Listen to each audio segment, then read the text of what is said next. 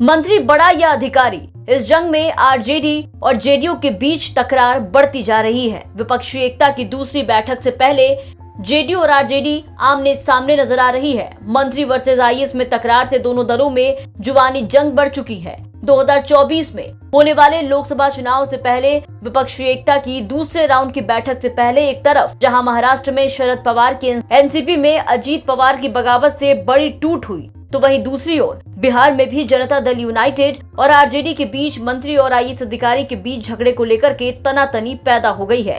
शिक्षा मंत्री चंद्रशेखर और आईएएस के पाठक के बीच तकरार इस कदर बढ़ गई है कि दोनों दलों के बीच जुबानी जंग भी तेज हो गई है। महाराष्ट्र में राष्ट्रवादी कांग्रेस पार्टी में टूट के बाद एक तरफ जहां विपक्षी एकता को झटका लगा, वहीं दूसरी तरफ बेंगलुरु की बैठक से पहले बिहार महागठबंधन के दो महत्वपूर्ण दल आरजेडी और जेडीयू के बीच चल रही जुबानी जंग के बाद देशव्यापी विपक्षी एकता पर भी सवाल खड़े हो गए। दरअसल बिहार महागठबंधन में ताजा तकरार तब शुरू हुआ जब मुख्यमंत्री नीतीश कुमार ने करीब एक महीने पहले वरिष्ठ आईएएस अधिकारी के पाठक को शिक्षा विभाग का अतिरिक्त मुख्य सचिव नियुक्त किया। शिक्षा विभाग में अतिरिक्त मुख्य सचिव का पदभार संभालने के साथ ही के पाठक ने बिहार की बदहाल शिक्षा प्रणाली को दुरुस्त करने के लिए सबसे पहले शिक्षक भर्ती नियमावली में बदलाव करते हुए डोमिसाइल नीति के प्रावधान को कैबिनेट के फैसले के जरिए समाप्त करवाया और उसके बाद शिक्षा विभाग के अधिकारियों को जीन्स और टी शर्ट पहनकर ऑफिस आने पर बैन लगा दिया।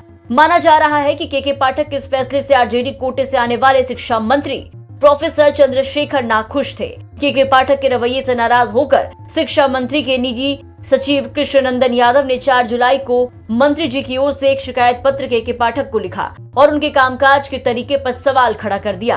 के पाठक को लिखे गए शिकायती पत्र का नतीजा ये निकला कि उन्होंने अगले दिन कृष्णनंदन यादव की एंट्री शिक्षा विभाग के सभी दफ्तरों में बैन लगा दी। इससे चंद्रशेखर और के पाठक का विवाद और भी ज्यादा बढ़ गया। मंत्री और आईएएस अधिकारी के बीच की तकरार ऐसे खुल करके सामने आई कि आखिरकार आरजेडी सुप्रीमो लालू प्रसाद यादव ने दिल्ली रवाना होने से पहले चंद्रशेखर को अपने आवास बुलाया और सारी स्थिति से अवगत होने के बाद मुख्यमंत्री नीतीश कुमार को फोन करके पूरे मामले को सुलझाने के लिए कहा। लालू ने कहा कि हमने शिक्षा मंत्री को बुलाया था और उनको मुख्यमंत्री के यहाँ भेज दिया। मुख्यमंत्री को फोन करके कहा कि इनसे बात कर लीजिए और देख लीजिए कि क्या कंफ्यूजन है। लालू के दिल्ली रवाना होने के बाद नीतीश ने अपने आवास में महत्वपूर्ण बैठक बुलाई जिसमें चंद्रशेखर और के पाठक को भी बुलाया गया। साथ ही जनता दल यूनाइटेड के राष्ट्रीय अध्यक्ष ललन सिंह और बिहार सरकार के वरिष्ठ मंत्री विजय कुमार चौधरी भी शामिल हुए। नीतीश कुमार की मुलाकात होने के बाद मीडिया से बात करते हुए चंद्रशेखर ने दावा किया कि उनके और के पाठक के बीच चल रहे विवाद को लेकर मुख्यमंत्री से उनकी कोई बातचीत नहीं हुई, लेकिन शिक्षा मंत्री और आईएएस अधिकारी के बीच चल रहे विवाद को लेकर दोनों दलों के नेताओं के बीच खुलकर जुबानी जंग अब देखी जा रही है।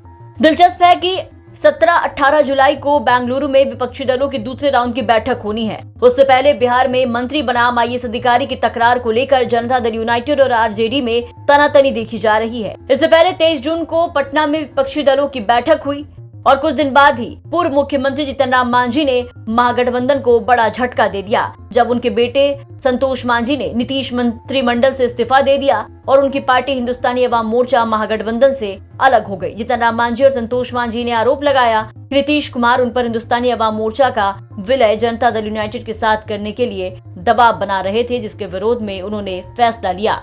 इसके बाद महाराष्ट्र में बड़ी टूट हुई, जिसके बाद से महाराष्ट्र की आंच बिहार तक पहुंचने के कयास लगाए जाने लगे और इसके बाद अब मंत्री वर्सेस अधिकारी की लड़ाई में आरजेडी और जेडीयू में तनातनी साफ देखने को मिल रही है।